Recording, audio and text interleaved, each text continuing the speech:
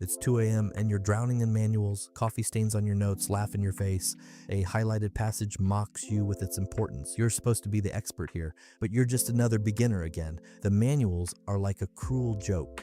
You haven't felt this clueless since high school. Rent's due, fridge empty, but at least the manuals are free. You sigh, picking up another book. The words blur together at this point. Is this what starting over looks like? Because it feels more like purgatory. You're questioning your life choices now? It's the kind of night that never ends. The manuals don't get smaller, just heavier. It's enough to make you reconsider everything. A month's gone by and you're still here. Stubbornness or resilience, who knows anymore? But you keep turning the pages. Learning feels like walking through mud. But 1 month in, you've still got fight left. You're 38 staring at a blank screen. Everyone thinks you should have figured it out by now. Instead, you're frantic, searching for answers like a desperate detective. The whispers of, shouldn't you know this already? Play on loop. You're not exactly the poster child for overnight success. Your ego's bruised, a bit like a forgotten apple at the bottom of the fridge. You thought you'd be the exception, or the prodigy, the fast learner. Turns out, you're just another confused soul at a crossroads. You've got manuals, guides, and video tutorials as your new best friends. And ironically, they know more than you right now. Your confidence is as steady as a house of cards in a hurricane. But hey, at least you still remember how to tie your shoes. Every day feels like a gamble between progress and disaster, but you keep rolling, hoping for a lucky break. You're not the hero of your story yet. You're still figuring out the plot. Most days it's trial by fire, and you're the one who lit the match. But every flame teaches you something new. You learn to embrace the burn, one lesson at a time. So here you are, 38, starting over but still standing. You spend your last $50 on a course. The course promises clarity, but of course that's a lie. You're halfway through and realize it's all basics. Frustration builds like an unwelcome roommate. Self-doubt creeps in, whispering sweet nothings. You remind yourself why you started this mess. It's not about being the best, it's about starting. You wonder if the course creators laugh at people like you. But maybe they're just as lost, selling dreams to fund their own. You close the laptop, a small victory in itself. Outside, the world keeps spinning while you pause. You realize the middle is always messy. Progress isn't linear. It's a squiggly line on a napkin. You can't wait for the map, you make it. Your ego is bruised, but it's still alive. You stash the course materials like contraband. Maybe next time you'll just buy the $5 coffee. But hey, hindsight's always 20/20, right? You decide to keep moving forward, one messy step at a time, because the alternative is standing still, and that's just not an option. You take a deep breath and step into the unknown. Turns out $50 can buy a lesson in humility. Your bank app flashes zero, rent's due next week, and the fridge is empty. At least the roaches are eating well. You question whether starting over was a mistake. Friends invite you out, but you can't afford it. Another night in with ramen and reruns. Your ego takes a hit when everyone expects expertise.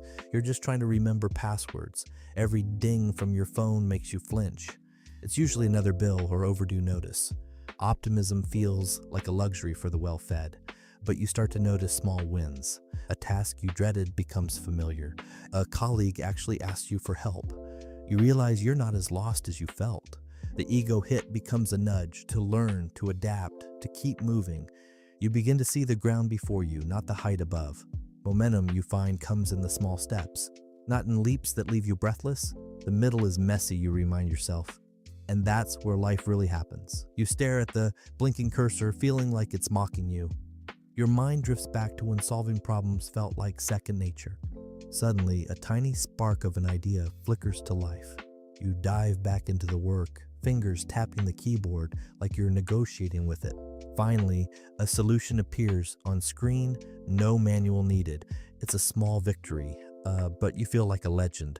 Your ego, once battered, is now slightly less bruised. You realize these tiny wins are adding up. Momentum is slow, but it's there. You laugh at the thought of your previous floundering. Rent's due, the fridge is empty, but hey, at least your brain works. The manuals start to collect dust as you ignore them more often. Confidence is creeping back, one solved problem at a time. You start thinking, maybe this isn't just about survival. There's a small thrill in testing your limits. You toss the manuals in a drawer out of sight. Every small win feels like recapturing a piece of yourself. It's like picking up old familiar threads of courage. The little setbacks bother you less now. You learn to roll with the punches, and it feels oddly liberating. A month in, and you're not just surviving, you're You're beginning to thrive. The middle might be messy, but it's where you're finding your new rhythm. You're back at your desk, manuals stacked like a wonky skyscraper. This time they don't scare you. You've learned to make peace with chaos. You once thought being a beginner was beneath you. Turns out it's where you're finding yourself. The manuals, they're still a mountain, but now they're just steps on the journey. Each page turned is a small victory, and boy, do you celebrate them. Sure, it's not a parade, just a quiet cheer, but it feels like fireworks in your soul. You've accepted the learning curve isn't a straight line, it's a zigzag with a twist or two, and sometimes it spirals all the way back. But hey, at least the scenery's changed. You're no longer scared of the unknown, because now it's just an opportunity in disguise.